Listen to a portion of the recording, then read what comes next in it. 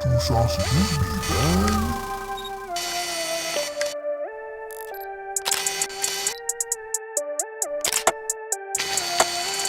Seneca Hampton, where you at, boss?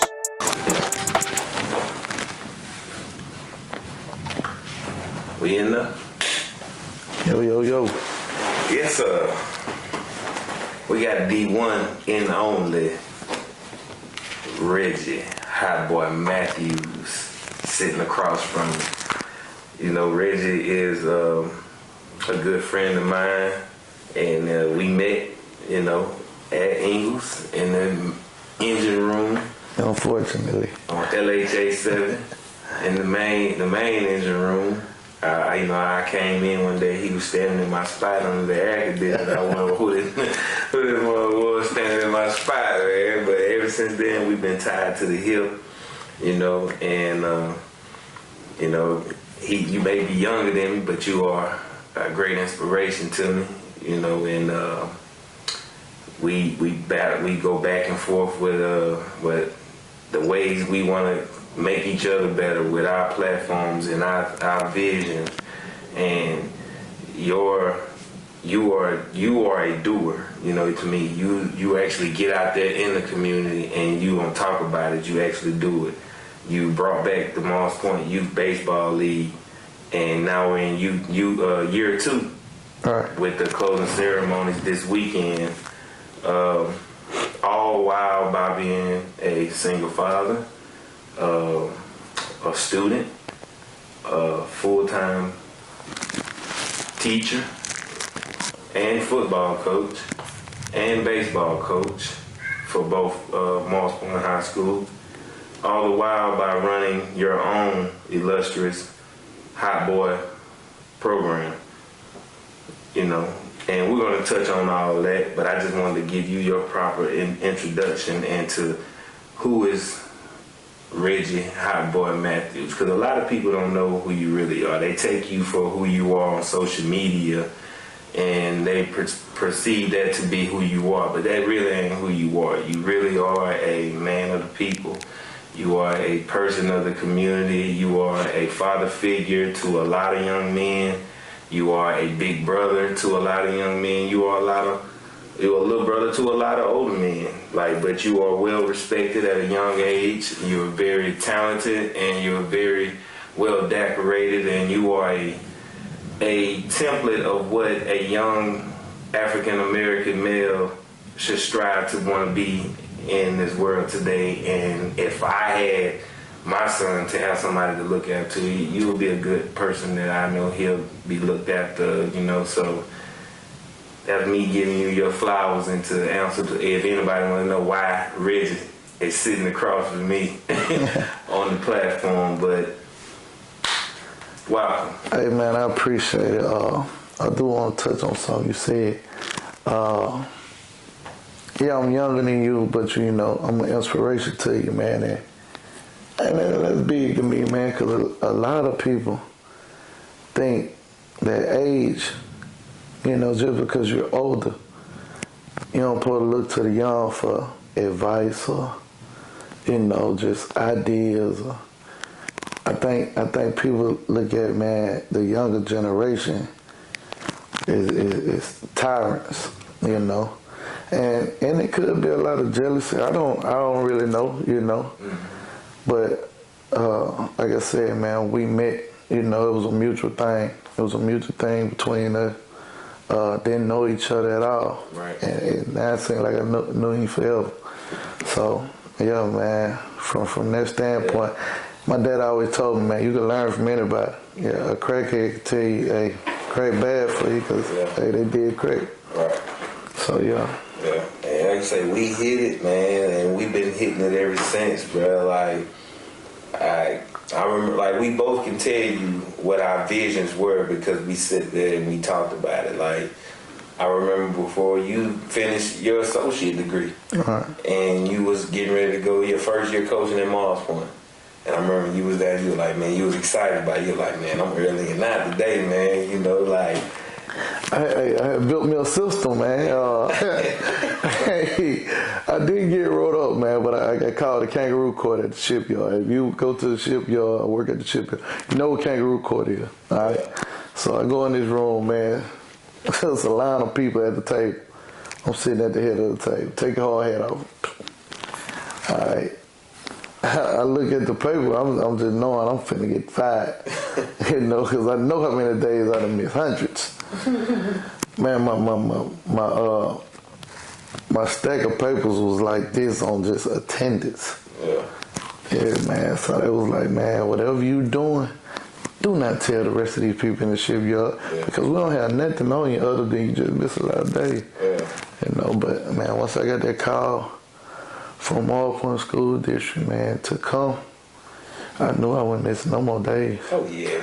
Yeah, it was over with. Yeah. I didn't care how much money I was making. I needed. Yeah. And we made a lot of money out there at that yard. Yeah. Shout out to Huntington Ingalls, man. We built a great life out there. Yeah. You know, I ain't gonna never take nothing from it. One of my partners, man, he said something that was funny to me. He like a young cat that came, little young street dude came up to him, was like, man, I'm just trying to find my way, man. I'm trying to get out of these streets, man. I'm just trying to, you know, get on somewhere. And he was like, oh, man, you got to go to the street, nigga, rehab. You like, what's that? Huntington Ingalls.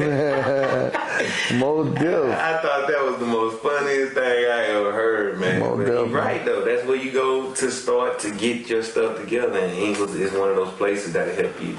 It'll make you or break you. You're right. You know, it'll teach you a lot. Yeah. So this past week, man, we seen you go from the pit to the palace, from the main engine room to walking across the stage, receiving your bachelor's degree. Man, tell us what that moment was like. Take us back. So, man, I'm gonna take you all the way back.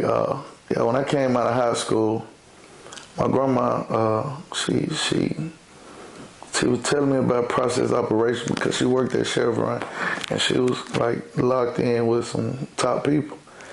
And but I had football scholarship, man. And I'm gonna tell you something about Morris Point.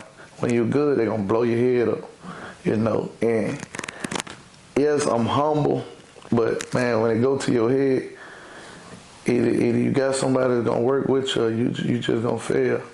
So, but I appreciate everybody at Morris Point. I went to Perk. Football scholarship, man. I remember getting the perk. You know, we signed, I think the year 2011, we signed like 14 running backs on the coast. So we get everybody else at DB. Me and Byron at running back or whatnot. And Byron James, yeah. Shout out to Bleak. We had running back, but you know, the first game coming, we don't start. You know, I'm on special team. I'm like, man, we put in too much work. We don't start, so, you know, we calling our parents, like normal kids, like, man, this ain't gonna work. You know, because since 9th grade, I've been a starter. Yeah. So, man, I kept getting injured. You know, concussions, after concussions, going into the spring, I had my appendix removed. So I was out, set back then. Then when I came back out there, I tore my meniscus, dislocated my kneecap, and my high ankle sprain. So, man, one day my janitor, I always get close with janitors everywhere I go. You know, custodian, I'm going to say custodian. He always came in my room. Shout out to Kurt Collins. He at the shipyard now, by the way. He said, man, you ever thought that God was telling you football may be over for you? And that day, I thought about coaching. Since that day, I thought about coaching, and man, I just started looking toward my little brother and them, and like, man, yeah, I gotta go get them right. So I gave it another shot. Went back home that summer. Got on at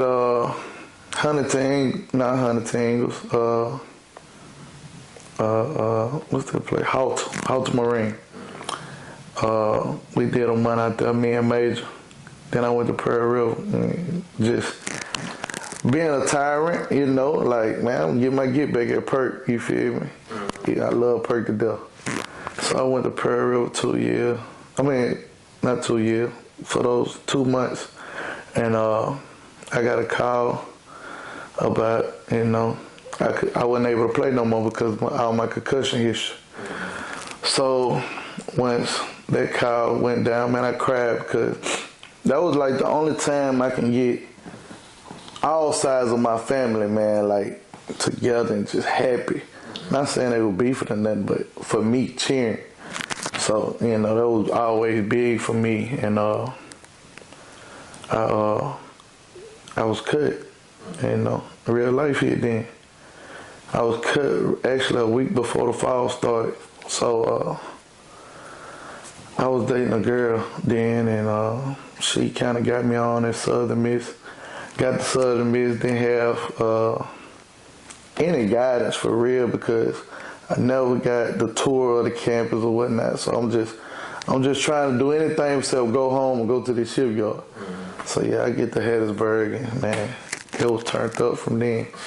You know, try to stay the course because I knew who I was, you know, but it was different. Like I can say, I never used a laptop in Morris Point High School. At the time, man, I mean, yeah, we did work just like everybody else, but when I got to college, man, I'm looking at MacBooks and computers, and I'm trying to take notes on my paper. Very different. So I fell behind, man, and when I did that, I failed out of school. And then life started, you know. Well, life took you in right there after that. Life started, man. I ended up, my mama told me to come home. You know, I was telling my mama, I'm just gonna work. I was working at shrimp basket. I'm just gonna work. And she said, nah, you coming home. So I came home, you know. Why you didn't want to come home? Was you afraid to come home and feel like you let the community of Morris Point down, or yourself, or family? Okay, so man, I never failed at nothing. You know, I can remember the one time I failed. It was a spelling test, 4th grade. It was the homonyms or homophone. There, 222. It was because I ain't never studied. All the stuff that folks mess up on. Right, man, you know. So I failed that, man. I got in trouble for that. I never failed again to college. But I say that to say this, man. When you get on your own, it really shows you your mental capacity of what you can handle, who's all in your corner, and what you're gonna do when you're all alone, you know. So, but when I came home, man, my grandma told me, "Hey, you ain't finna sit around here." They day one. Yeah. I'm talking about just stepping up. You're not about to sit around the house. She got me up, man. Took me to a couple places. I filled out some applications. Got on at Walmart doing a remodel. End up doing the remodel process and got on with Walmart. Man, I hated Walmart. Like, I'm telling you, one time, I ain't no punk, and I don't even play like that. I pulled up in Walmart parking lot, I was working overnight, man. I just cried, man. Yeah. I cried. I was like, man, this ain't the direction I wanted to go in life. Yeah. You know, then I was like, man, I was trying to do anything but this shipyard. But when people making money, man, if you want better, you got to go do better. Yeah. Put in for position at Ingles. Got on with the paint department. Did a year in paint department, switched over to the electrical apprenticeship. Did 4 years, you know, graduated in 4 years. Got to my last class, and I seen a job opportunity for Morris Point High School. Yeah. And not Morris Point High School, Morris Point School District. And the rest was history.